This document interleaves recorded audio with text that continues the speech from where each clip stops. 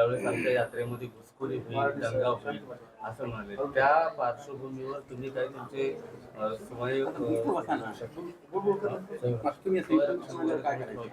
बरोबर. आम्ही या ठिकाणी त्या पद्धतीनं नियोजन करून त्रयस्थ लोक या ठिकाणी या रॅलीमध्ये घुसणार नाहीत. ही रॅलीमध्ये घुसून या रॅलीला बदनाम करण्याचा प्रयत्न करणार नाहीत याचं नियोजन आम्ही केलेलं आहे. आणि त्याप्रमाणे स्वयंसेवकाची नियोजन जे आहे किंवा स्वयंसेवक त्या ठिकाणी असतील असं नियोजन बीड जिल्हा मराठा क्रांती मोर्चा सकल मराठा समाजाच्या वतीने करण्यात आलेलं आहे.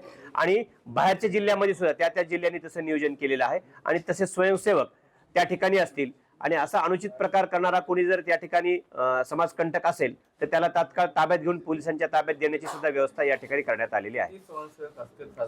आता बीड जिल्ह्यामधून आम्ही 1000 स्वयंसेवक या ठिकाणी या लोकांसाठी नेमण्याची आमची तयारी आहे. आणि तसं त्यांना आयडेंटिफाय करण्यासाठी वेगवेगळे टी शर्ट सुद्धा या ठिकाणी त्यांना देण्यात येईल. तारखेच्या सभेच्या अनुषंगानं बीड जिल्ह्यातून मराठा समाजाचे बांधव जे आहेत ते 3 लाखाच्या आसपास मराठा बांधव या ठिकाणी अंतरवली सराठी येथे 20 तारखेला म्हणजे 20 जानेवारी 2024 रोजी पोहोचतील. जात असताना या वाहनांना स्टिकर्स मराठा क्रांती मोर्चा सकल मराठा समाज बीड जिल्ह्याच्या वतीनं या वाहनांना स्टिकर देण्यात येतील.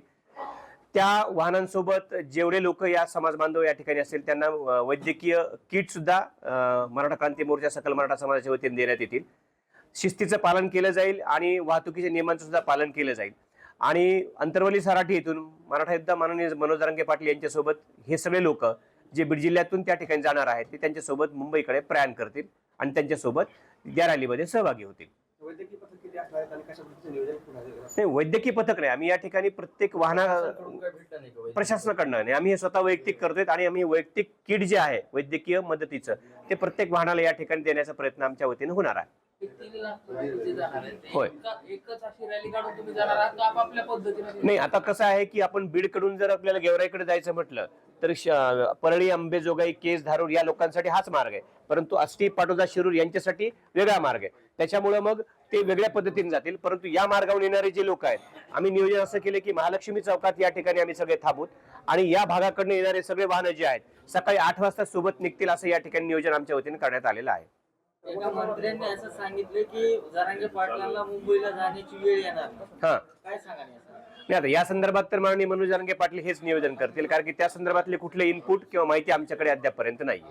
परंतु आम्हाला या सूचना आहेत की 20 तारखेला सकाळी मुंबईकडे प्रयाण करायचे आणि जास्तीत जास्त समाज बांधव या ठिकाणी अंतरवली सराठी येथे सकाळी 8 वाजता पोहोचतील असं नियोजन करण्याचं आम्हाला या ठिकाणी सांगितलेलं आहे.